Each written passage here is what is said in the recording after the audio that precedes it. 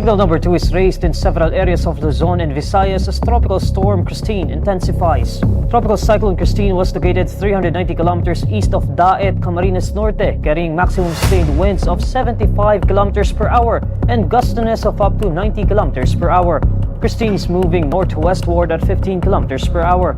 Christine is forecast to gradually intensify into a severe tropical storm before making landfall and may exit the Philippine area of responsibility on Friday, October 25. Signal number 2 is raised in several areas of Luzon including Catanduanes, the eastern portion of Camarines Norte, the eastern portion of Camarines Sur, the eastern portion of Albay, and the eastern portion of Sorsogon. Signal number 2 is also raised in some areas of Visayas such as the northeastern portion of northern Samar and the northern portion of eastern Samar. Meanwhile, signal number 1 is raised in several areas of Luzon, Visayas, and Mindanao.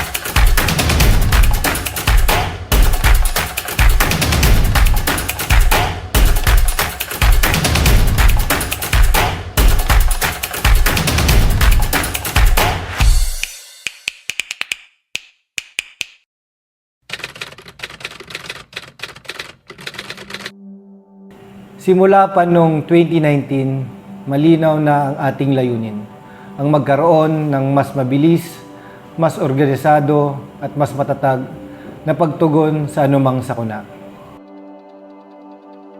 Sa pamagitan ng ating MDRRM Council at MDRRMO, ating pong naitatag ang 24/7 Operation Center na nagsisilbing puso ng ating disaster response sa ANDA. Dito nagmumula ang koordinasyon, komunikasyon, at agarang aksyon sa tuwing may banta ng panganib.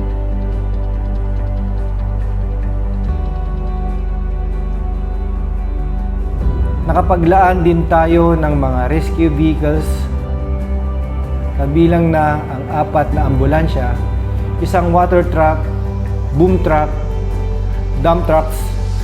At dahil tayo ay isang bayan na isla, nandyan din ang natatangi nating rescue boat para sa pagresponde sa ating mga katubigan. At meron pang iba't ibang kagamitan kagaya ng base radio, repeater system, weather station,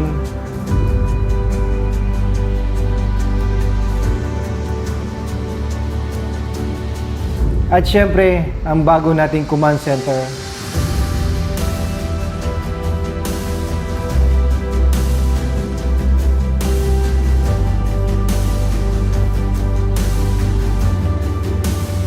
At evacuation center natin na subok na sa mga nagdaang bagyo.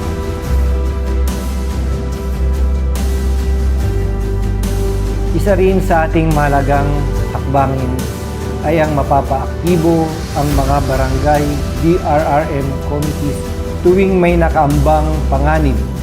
Nariyan ang ating mga kapitan, kagawad, at mga barangay personnel upang maging handa ang bawat sulok ng ANDA. Dahil naniniwala tayo na ang tunay na kahandaan ay nagsisimula sa barangay, sa bawat mamayan ng ANDA.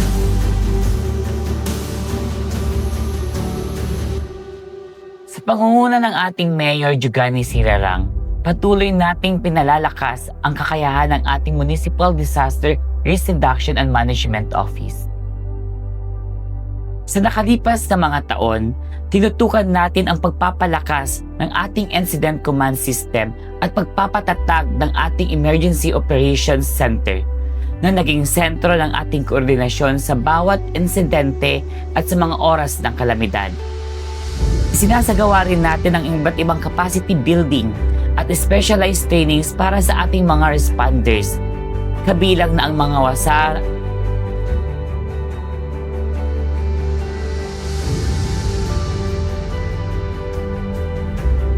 at asar.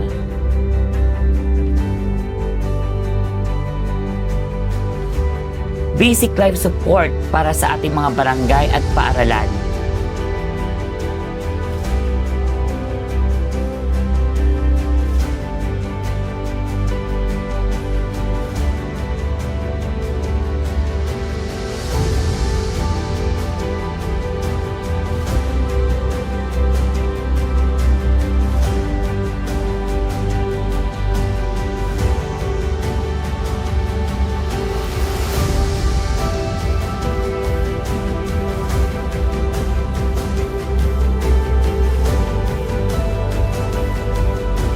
Ang patuloy na pagsasagawa ng Nationwide Simultaneous Earthquake Drill o NSED sa buong ANDA.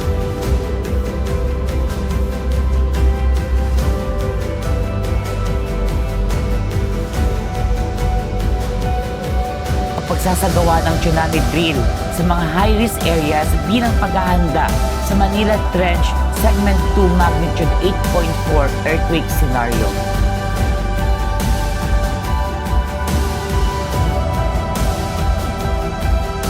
Mahalaga rin sa amin ang Information Education Communication Campaign na binababa namin hanggang sa school at community level upang maging mas handa ang bawat mamamayan sa panahon ng sakuna.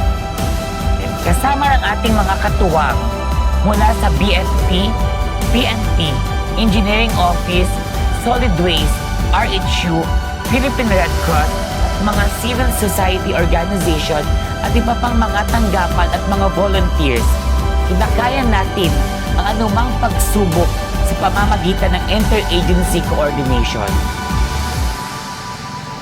Sa tuloy-tuloy nating pagkakaisa at malasakit, patuloy nating mapapaarangkada ang ANDA patungo sa mahangarin ng Gawad Kalasag. Hindi lang fully compliant, hindi lang beyond compliant, kundi number 1 sa kahandaan. Sa anumang sitwasyon, kaya basta sama-sama, kaaluyon sa idap taninumay. Mula sa aking mga kababayan, salamat po sa pagsabay sa biyaheng ANDA. Abaw salamat, si Diyos amarayo, kuntamo nga amin.